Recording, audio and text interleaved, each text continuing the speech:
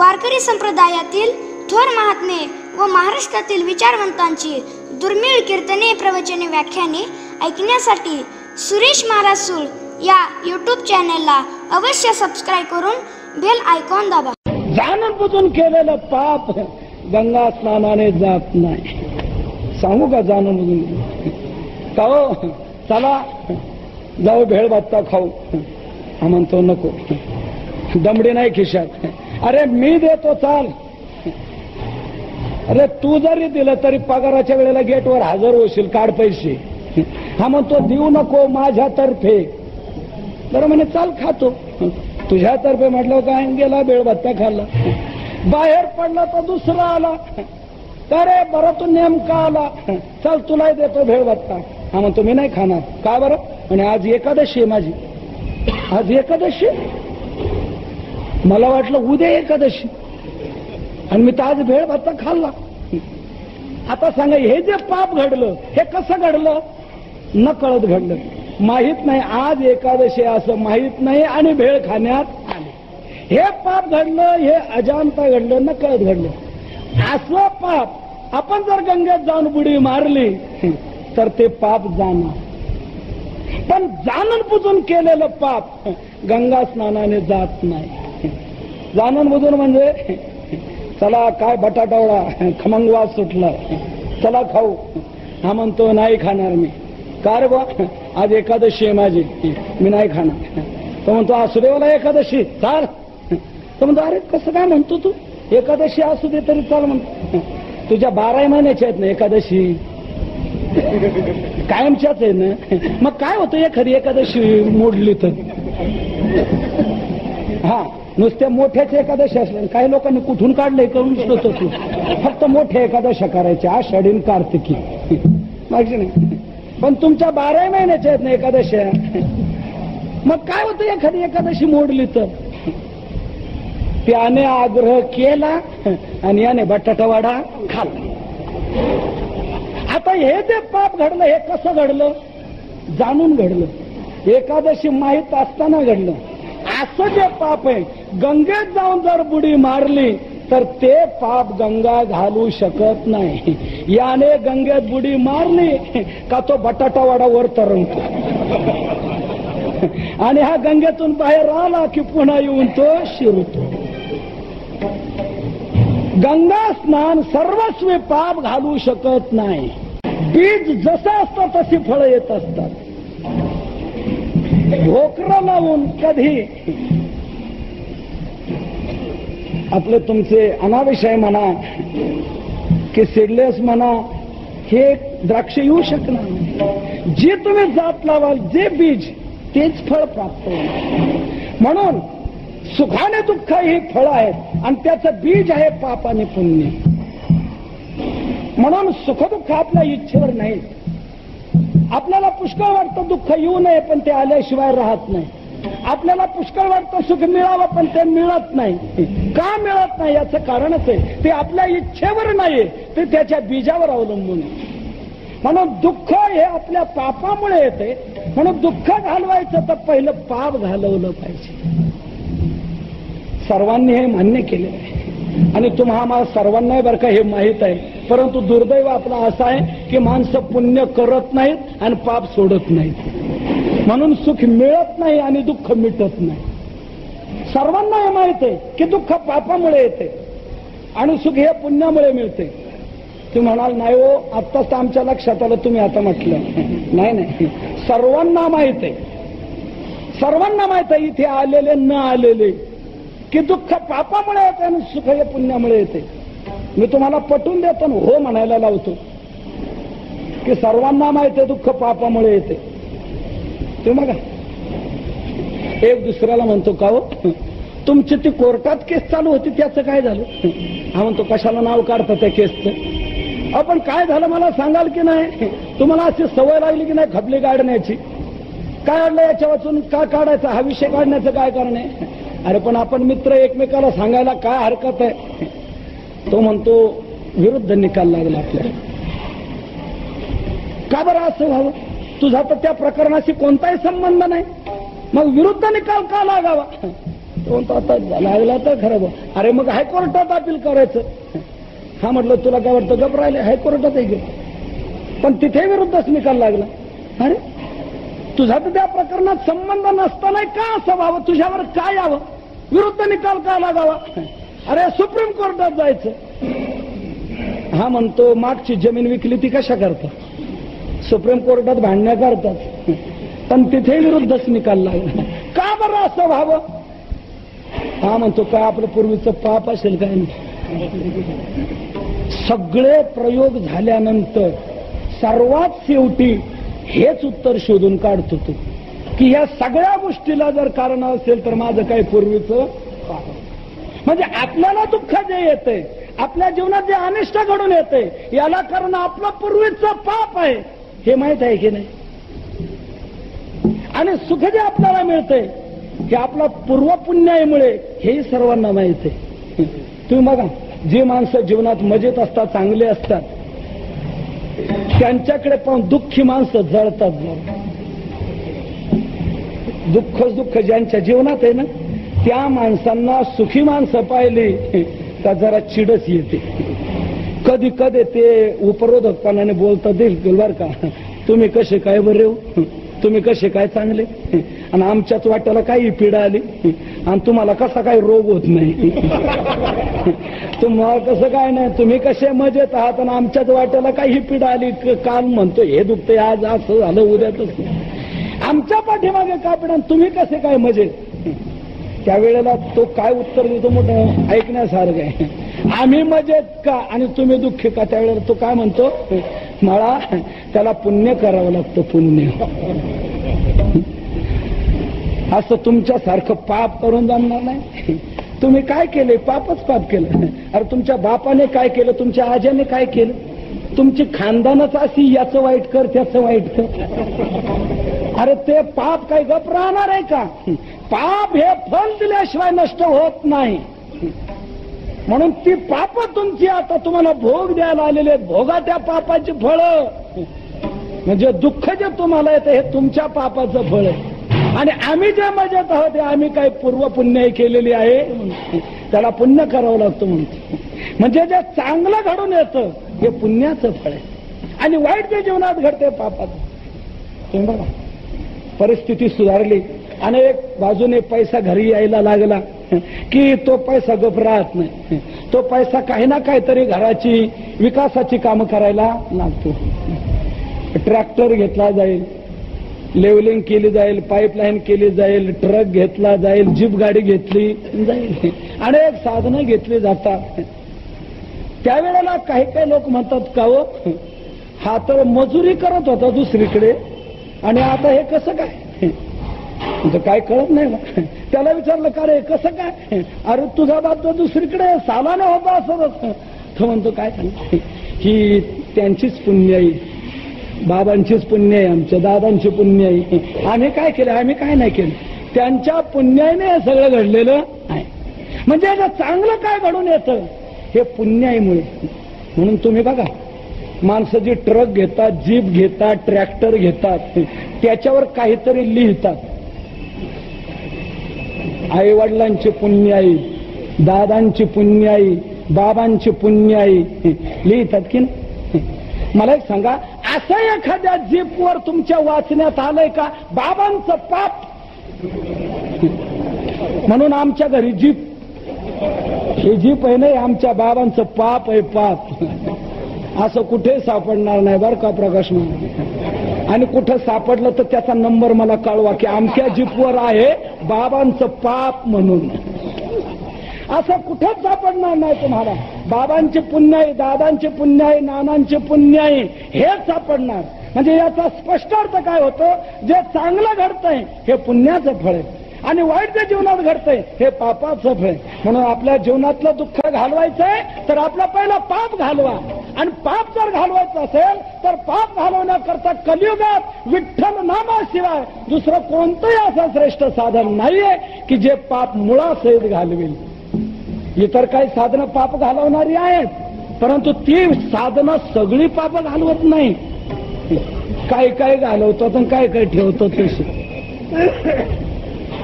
स्पष्ट सांगायला हरकत नाही. गंगा पाप घालवणारी आहे, परंतु गंगा कोणतं पाप घालवते? गंगा पापम, गंगा पाप घालवते ते कोणतं? फक्त अज्ञात पाप घालवते, म्हणजे नकळत घडलेलं पाप, अजाणता घडलेलं पाप, तेच पाप फक्त गंगा घालवते.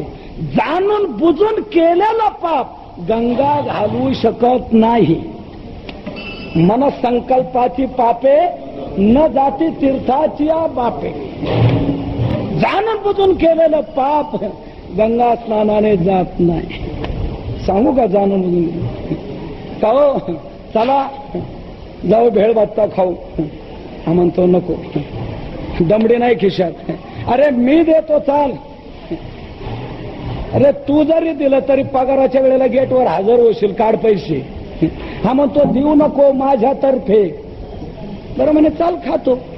तुझ्यातर्फे म्हटलं काय, गेला भेळ भत्ता खाल्ला. बाहेर पडला तर दुसरा आला. अरे बरं तू नेमका आला, चल तुलाही देतो भेळ भत्ता. हा म्हणतो मी नाही खाणार. का बरं? आणि आज एकादशी आहे माझी. आज एकादशी? मला वाटलं उद्या एकादशी, आणि मी तर आज भेळ भत्ता खाल्ला. आता सांगा, हे जे पाप घडलं हे कसं घडलं? न कळत घडलं. माहित नाही आज एकादशी असं माहित नाही, आणि भेळ खाण्यात आले. हे पाप घडलं, हे अजाणता घडलं, न कळत घडलं. असं पाप आपण जर गंगेत जाऊन बुडी मारली तर ते पाप जाणार. पण जाणून बुजून केलेलं पाप गंगा स्नानाने जात नाही. जाणून बुजून म्हणजे चला काय बटाटावडा खमंग वास सुटला, चला खाऊ. हा म्हणतो नाही खाणार मी. का रे बा? आज एकादशी आहे माझी, मी नाही खाणार. तो म्हणतो असू दे मला एकादशी, चाल. तो म्हणतो अरे कसं काय म्हणतो तू? एकादशी असू दे तरी चाल म्हणतो. तुझ्या 12 महिन्याच्या आहेत ना एकादशी, कायमच्याच आहे ना. मग काय होतं एखादी एकादशी मोडली तर? हा, नुसत्या मोठ्याच्या एकादशी असल्या. काही लोकांनी कुठून काढले करून होतो तू. फक्त मोठ्या एकादशा करायच्या, आषाढी कार्तिकी, माहिती नाही. पण तुमच्या 12 महिन्याच्या आहेत ना एकादशा. मग काय होतं एखादी एकादशी मोडली तर? त्याने आग्रह केला आणि याने बटाटावाडा खाल्ला. आता हे जे पाप घडलं हे कसं घडलं?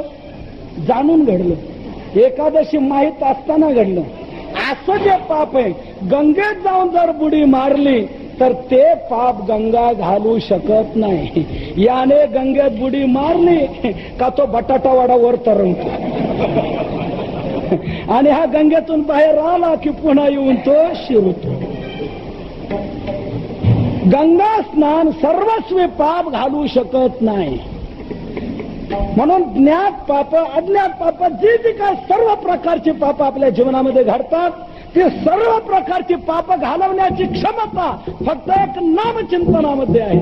म्हणून तुकोबारा म्हणतात, बाबा अन्य साधनाकडे जाऊ नका, विठ्ठल नाम जप करा. पापाला हा निर्मूळ करून टाकणार, पाप काही शिल्लक ठेवणार नाही. कोणी म्हणेल आज नाम घेतलेलं त्याने आजचं पाप जाईल, पण कालचं पाप, परवाचं, मागच्या महिन्याचं, मागच्या वर्षाचं, लहानपणापासून याच धांद्यात आहोत आम्ही. याचं वाईट कर, त्याचं वाईट कर. लहानपणापासूनचं पाप आमचं जाईल का आता नाम घेतलेलं? तुकोबाराय म्हणतात, नामचिंतनाची ताकद तुमच्या लक्षात नाही आली, शक्ती तुम्हाला माहित नाही. नामचिंतनाची इतकी प्रभावी शक्ती आहे. याच जन्मातलं पाप काय, परंतु जन्म जन्मांतरातलं जरी पाप असलं तरी जळून भस्मसात होणार.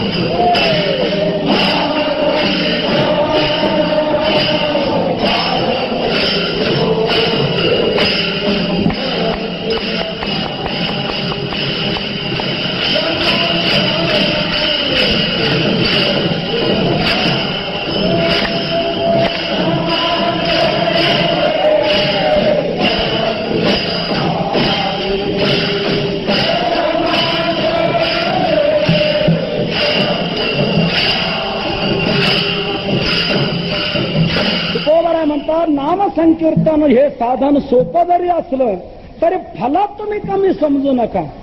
फलात इतकं ताकदवान ते आहे की जळतील पापे जन्मांतरे, जन्म जन्मांतरात जरी पाप असली तरी जळून भस्मसात होणार.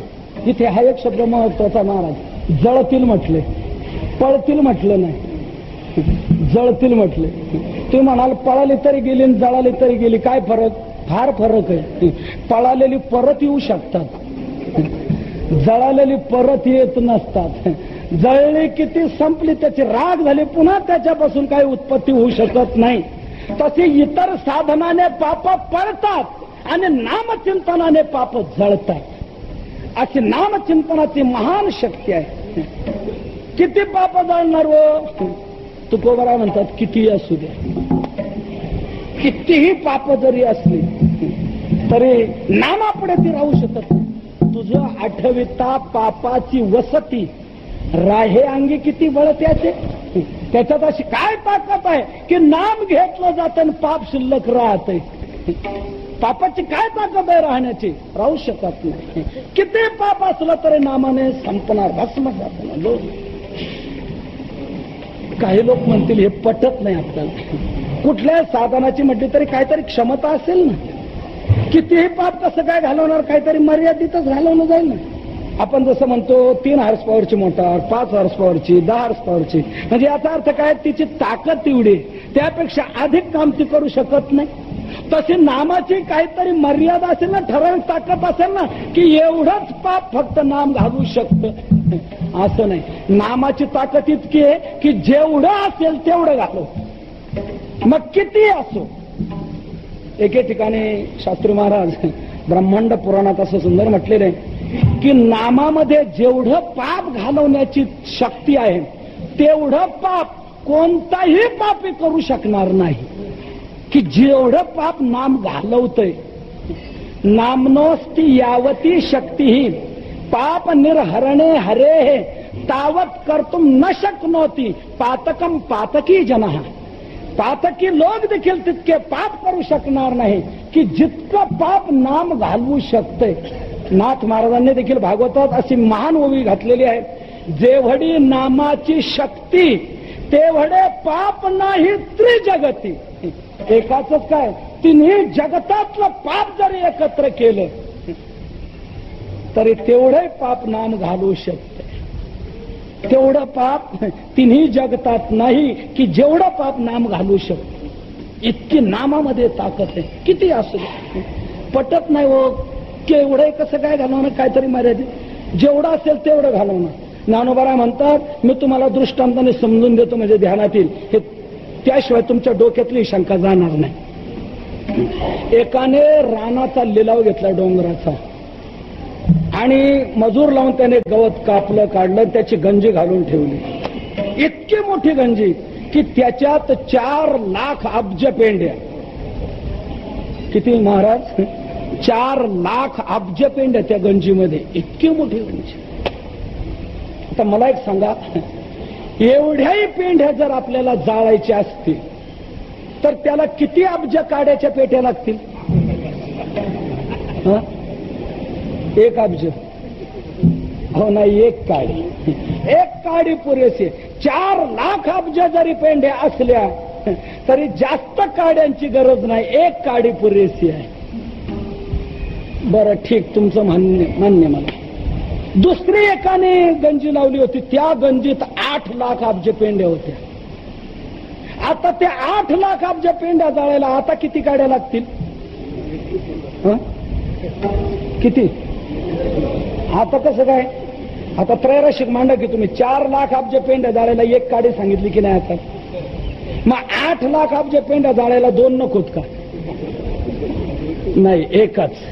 16 लाख अब्ज पेंड्या जाळायला 1च. 32 लाख अब्ज पेंड्या जाळायला 1च. म्हणजे याचा अर्थ काय? पेंढ्यांची संख्या तुम्ही कितीही वाढवा, काड्यांची संख्या वाढवण्याची गरज नाही, 1 काडी पुरेशी आहे. तसं पाप तुमचं किती असू द्या, 1 नाम पुरेसा आहे. हरि उच्चारण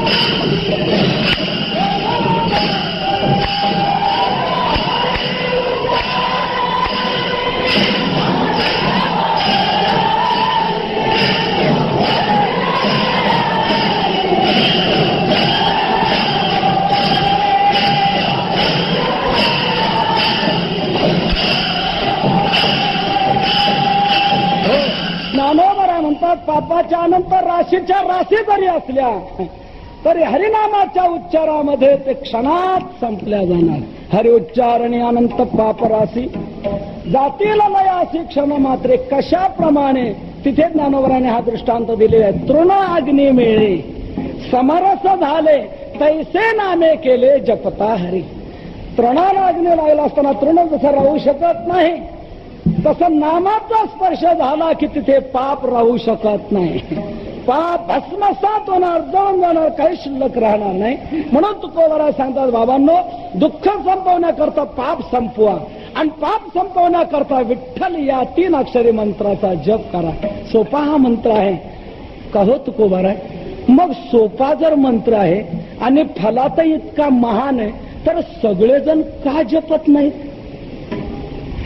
सगळेजण का म्हणत नाही? तुकोबाराय म्हणतात आता इतकं स्पष्ट तुम्ही जर म्हटलात तर मला स्पष्ट उत्तर देता येते. सगळेजण का म्हणत नाही? दुर्दैवी म्हणून, करंट्या कपाळाचे म्हणून ते म्हणू शकत नाही. पण एक लक्षात घ्या, जे भाग्यवान आहेत, सुकृतवान आहेत, त्या भाग्यवंतांना या नामाचा तर छंद लागतो. हेच अभंगाच्या 2ऱ्या चरणात सांगतायत.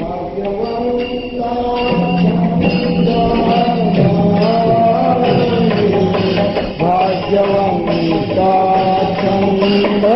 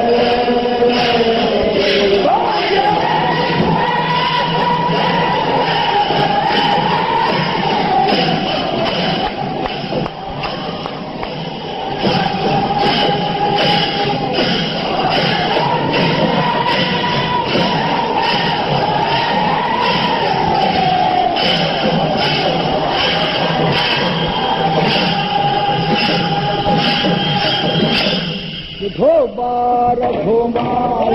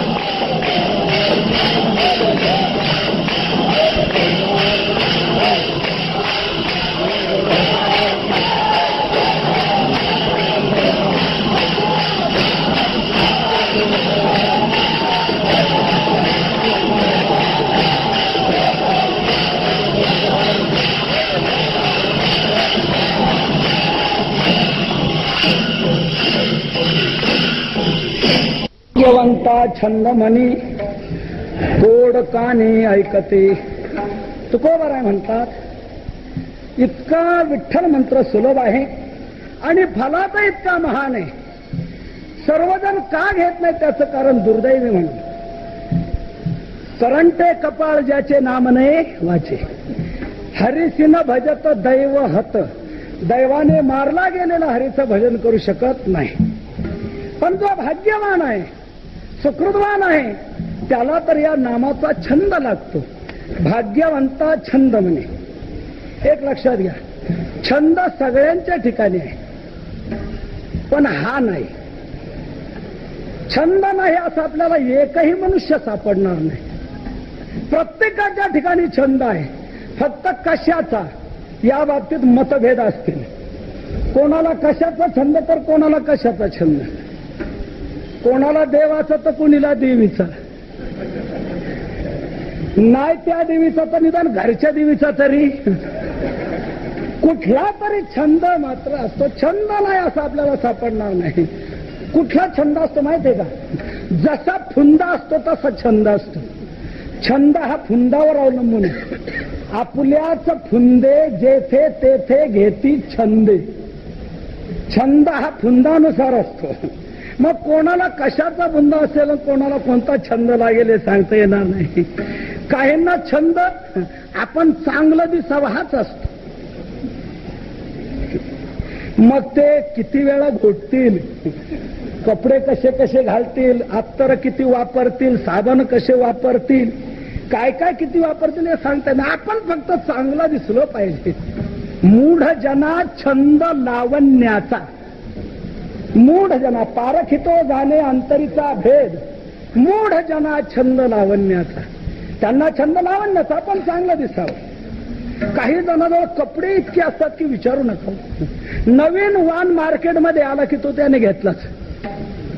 दुकानदाराला काही माणसं सांगूनच ठेवतात, नवीन व्हरायटी आली का मला सांगा बरं का, ह्या ते फार वापरले म्हणतो, आता वापरण्याची इच्छा नाही. नवीन काय आलं तर सांगा. नवीन आला की घेतला, नवीन आला की घेतला.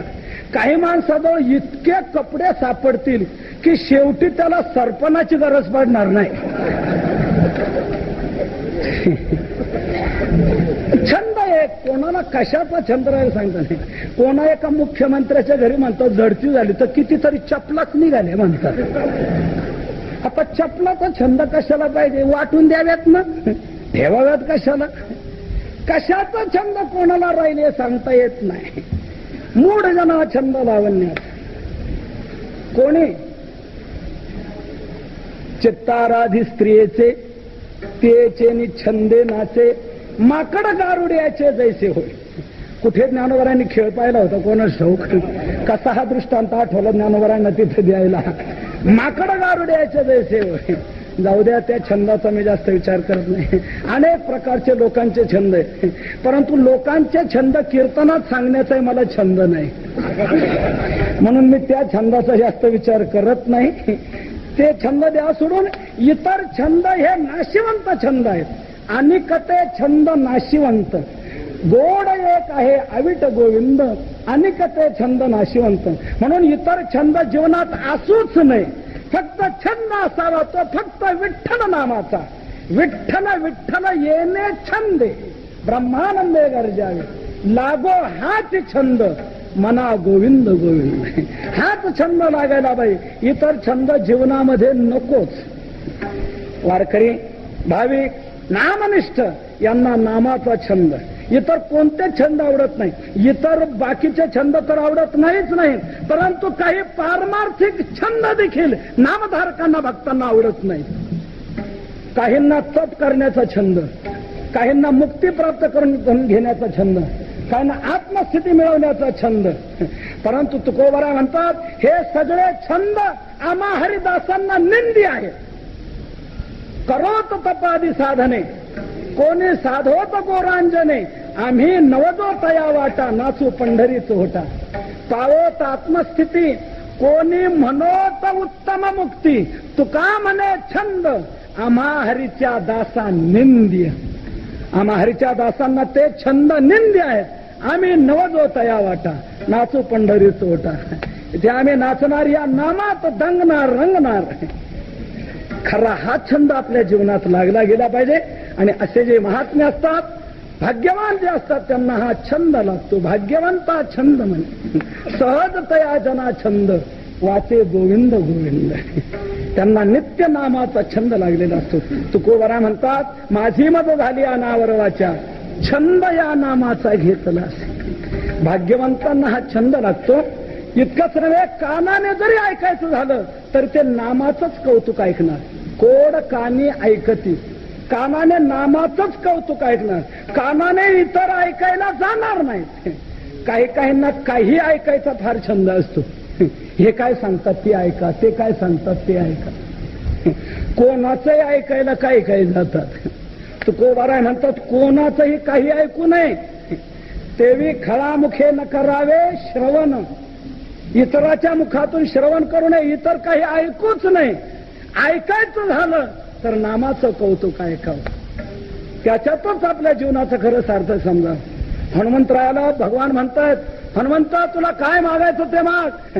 हनुमंतराय म्हणतात, तुम्हाला देणार. हो, मग असं दे मला की मी जिथे जिथे जाईल तिथे तुझी कथा माझ्या कानावर येत राहावी. यत्र यत्र कथा लोके प्रचरिष्यति ते शुभा तत्र तत्र गतिर्मेस्तु श्रवणार्थम सदैवही. तिथे तिथे माझी गती असावी. मला ते तुझ्या नामाचं चरित्र ऐकायला मिळावं, तो नामाचं महत्व ऐकायला मिळावं, हीच ऐकण्याची माझी इच्छा आहे. म्हणून जिथे जिथे रामायण होत असतं तिथे तिथे हनुमंतरायांकरता पाठ मांडला जात असतो. अशी एक प्रथा आहे, पद्धत आहे. हनुमंतराय म्हणतात, मला तेच ऐकावंसं वाटतंय, कोड कानी ऐकत. पण का हो तुकोबाराय, आम्ही विठ्ठल नाम घ्यायचं, आमचं पाप जाईल असं तुम्ही म्हणता, परंतु आम्ही जुनं तर रेकॉर्ड आमचं खरा वाचलेले असे आम्ही आहोत. वाईट प्रवृत्तीचे फार पापी आम्ही. आणि आता जर आम्ही विठ्ठल नामाकडे वळलो तर त्या विठ्ठलाच्या लक्षात येईल ना की हा पूर्वी या धंद्यातला होता म्हणून, हा असं करत होता, हा तसं करत होता.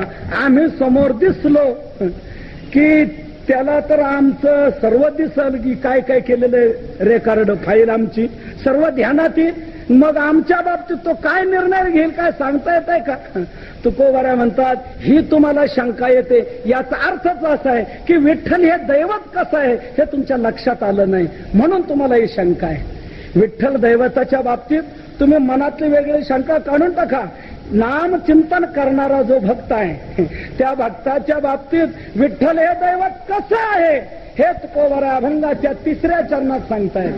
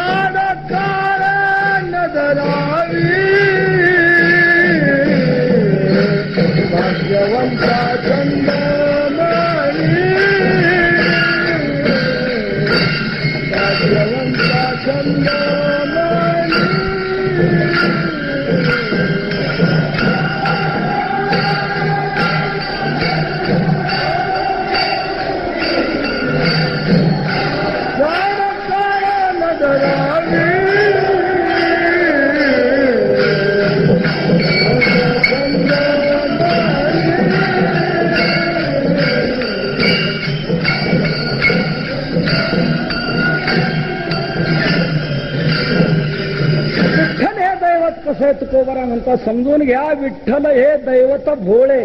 विठ्ठल हे भोळे दैवत आहे. भोळे भाविक हे जुनाट चांगले, भाविक गे माये भोळीये गुणाचे. तुका म्हणे भोळा भाविका हा भोळ दैवत आहे. तुकोबारा भोळ कसं काय म्हणता? भोपळ्याचा तर अभंग तुमचाच आहे ना की चतुरा तू शिरोमणी गुणलावण्याची खाणी मुकुट सकळा म्हणे धन्य तुझी विठोबा. भोपाळ्याच्या अभंगात तुम्ही विठोबाला चतुर म्हणता आणि इथे आता भोळा म्हणता. मग नेमका आहे कसा? भोळा आहे का चतुर आहे? तर तो चतुरही आहे आणि भोळाही आहे. कसं काय? दोन्ही काहींचा दुहेरी स्वभाव असू शकतो ना. व्यवहारात तुम्हा सारख्यांचा दुहेरी स्वभाव असू शकतो तर देवाचा का नसणार? आपल्या बाबतीत काय वेळ माझं का हो हे तलाठी भाऊसाहेब कसे काय? तलाठी भाऊसाहेब अहो ते तसे चांगले आहेत आणि तसे ते वाईट आहे. माणूस काय म्हणतो? तसे ते चांगले आहेत. अरे चांगलं तरी म्हण नाही तर वाईट तरी म्हण. नाही नाही, तसे ते चांगले आहे तसे ते मग वाईट आहे. म्हणजे दोन्ही एका ठिकाणी कसे काय? चांगल्याला चांगले आणि वाईटाला चांगल्याला ते चांगले आहेत. मग ते जाणकार आहेत, फार बुद्धिमान आहेत, ते बरोबर माणसाची परीक्षा करतात. चांगल्याला ते चांगले आहेत. पण वाईट जर कोणी एखादा आला ना डोकं त्याला काही छळायला लागला काही करायला लागला का मग वाईटाला वाईट, मग त्याला म्हणतात तलाठी. वाईटाला वाईट म्हणजे सांगू का जरा? ब्रह्मदेव जे न लिही ललाटी ते लिही तलाठी. मग तो काय लिहून त्याची लेखणी काय करेल हे सांगता येणार नाही. कोणी इथे तलाठी असतील तर राग मानू नका बरं. इथे आलेले सोडून बाकीचे तसे तर चांगले आहेत पण वाईट आहेत. म्हणजे याचा अर्थ असा चांगल्याला चांगले आणि वाईटाला वाईट असा जसा दुहेरी स्वभाव असू शकतो तसं विठ्ठल हे दैवत चतुरय आहे आणि तो भोळा आहे. म्हणजे अवच्छेदक भेदाने दोन्ही विरुद्ध धर्म एका ठिकाणी असू शकतात.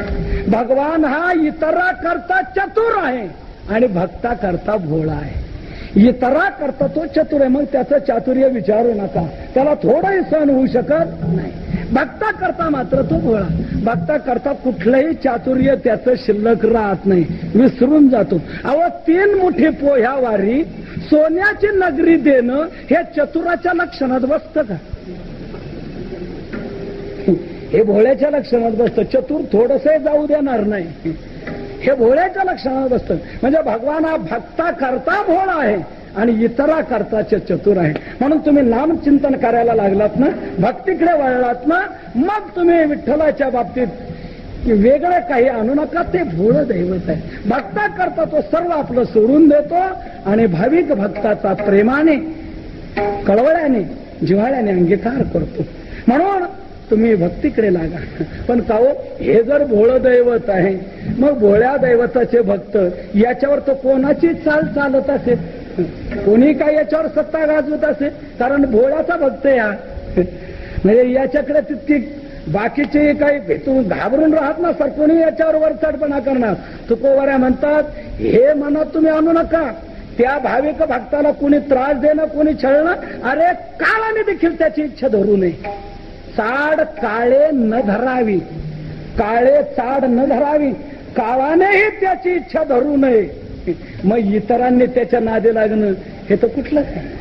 काळाने देखील त्याची इच्छा धरू नये. काळाने नामधारकाकडे जाण्याचा प्रयत्न करू नये. आणि यमाने आपल्या दूतांना सांगूनही ठेवलंय, यमधर्म सांगे दूता तुम्हाला येते ते सत्ता जेथे हरी कथा सदा घोष नामाचा नका जाऊ तयाला. काळाने इच्छा सोडून द्यावी. त्याने बाकीची गिराईक पाहावी जे नाम घेत नसतील ते, माळ घालत नसतील ते, पंढरीला वारीला येत नसतील ते, ती गिराईक पुष्कळ आहे की त्याला काळाला. म्हणून चाड काळे न धरावे. तुका म्हणे भेने काळ नये तेने राणे. तुका म्हणे काळ आता करू न शके बळ. काळाची सत्ता नामधारकावर चालत नाही तर इतरांची काय चालणार आहे? इतरांची काय दाद आहे तिथे? म्हणून तुकोबारा म्हणतात विठ्ठल हे दैवत भोळे चाड काळे न धरावे भाग्यवंता जन्मनी कोडकानी ऐकते. असा नामचिंतन करणारा तो भक्त तुकोबारा म्हणतात भले तो कोणत्याही जातीचा असो, कोणत्याही जातीचा असो, पण त्याने चित्तात जर नाम धारण केलेलं आहे ना तर तो धन्य आहे. अशी त्याची धन्यता तुकोबारा शेवटच्या चरणात गातायत. तुकामने भरते याती, तुकामने भरते याती,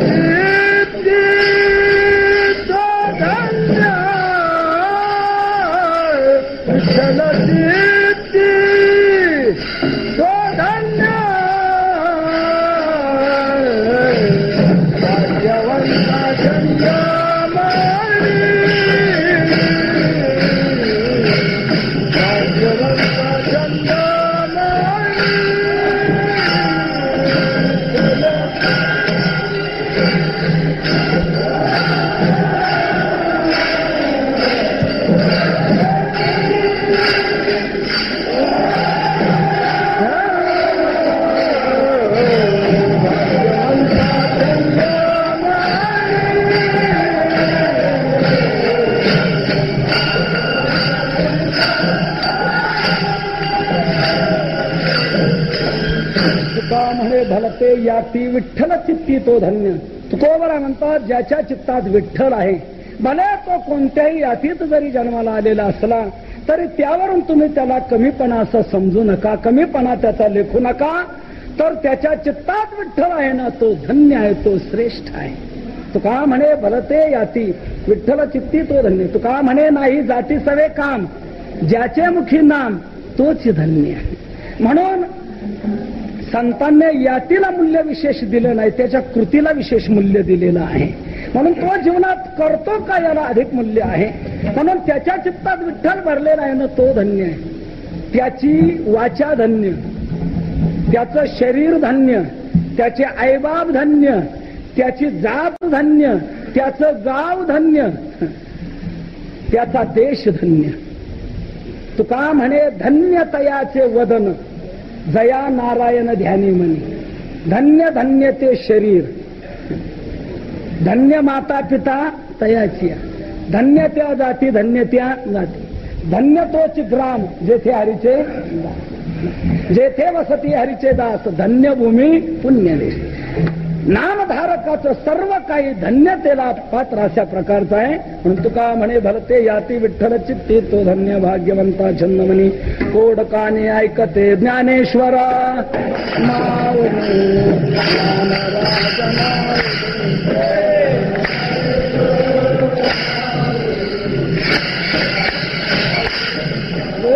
ज्ञानेश्वर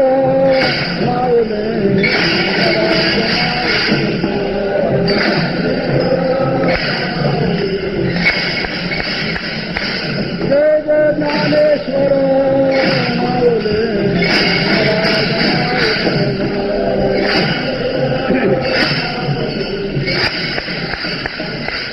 जय जय ज्ञानेश्वर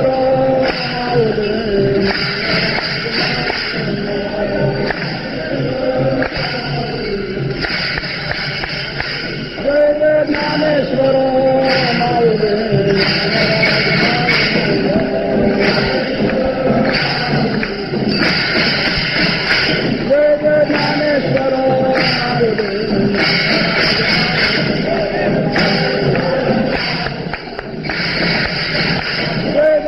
ज्ञानेश्वर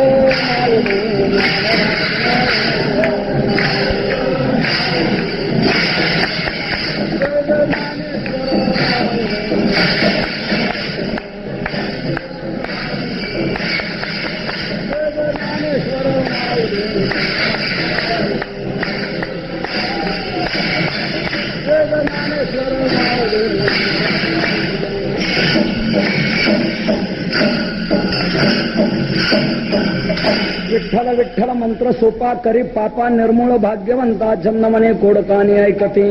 विठ्ठल हे दैवत भोळे चाड काळेन धरावे. तुका म्हणे भलते याते विठ्ठल चित्ते तो धन्य. भाग्यवंता छंदमनी कोडकाने ऐकते. तुकोबाराय या अभंगातून फार मोठं मौलिक आपल्याला मार्गदर्शन करतात. तुम्हा सर्व जीवांना दुःख जावं वाटतंय, परंतु दुःख जाण्याकरता काय करायला पाहिजे हे आपल्या लक्षात येत नाही. आपण इतर उपाय करत राहतो, त्यामुळे दुःख मिटत नाही आणि आपली इच्छा काय पूर्ण होत नाही. तुकोबारा याकरता सांगतात पाप घालवा म्हणजे दुःख जाईल, आणि पाप घालवण्याकरता विठ्ठल या 3 अक्षरी मंत्राचा जप करा. विठ्ठल विठ्ठल मंत्र सोपा करी पापा निर्मूळ. निर्मूळ करी, त्याचं मूळही शिल्लक ठेवणार नाही. पापाचं मूळ कोणतं? पापाचं मूळ आहे विकार. काम क्रोध लोभ आदी करून विकार हे आहे पापाचं मूळ. अर्जुनाला भगवंताने हेच उत्तर दिलं, अथकेन प्रयुक्तोक्तेयम पापंचरति पुरुषा. भगवान म्हणतात कामयेश क्रोधयेश. या विकारामुळे जीवाकडून पाप घडतं, म्हणून विकार आहे पापाचं मूळ. म्हणून नामचिंतन काय करतं? या विकारावरच, मुळावरच हल्ला करतं. नाम विकारांना संपवतं. कामक्रोध हे केले घररीते. तुका म्हणे नाम ज्याचे नासी क्रोध काम, हरिभव श्रवण उच्चारिता वाचेसी. नाम हे विकार घालवतं. विकार गेले का पाप होऊ शकत नाही. नामचिंतनाचा दुहेरी प्रभाव आहे. जुना पाप जो स्टॉक आहे तो जळून भस्मसात होतो आणि नवीन निर्माण होऊ शकत नाही. का? नामाने विकार जातात आणि विकार गेले की पुन्हा त्याच्याकडून पाप घडू शकत नाही. मागचा स्टॉक जळून संपतो, नवीन निर्माण होत नाही.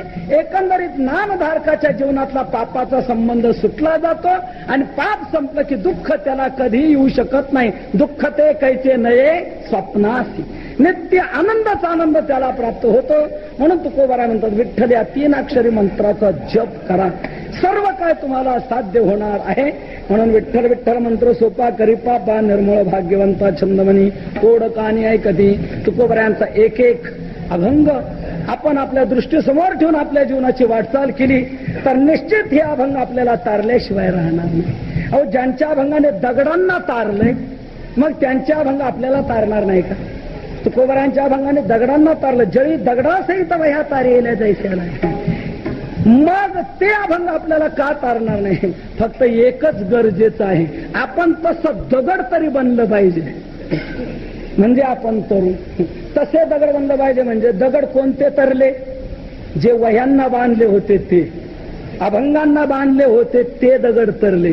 आजूबाजूला पांगलेले मोकार दगड नाही तरले, ते तसेच बुडालेले राहिले. ते आणखी शेवाळले, त्यांनी दुसऱ्यांना घसरून पाडलं आणि बुडवलं त्या दगडांनी. दगड तरले कोणते? वर आले कोणते? वह्यांना बांधलेले, अभंगाला बांधलेले. तसं आपण तसं दगड बना, म्हणजे आपण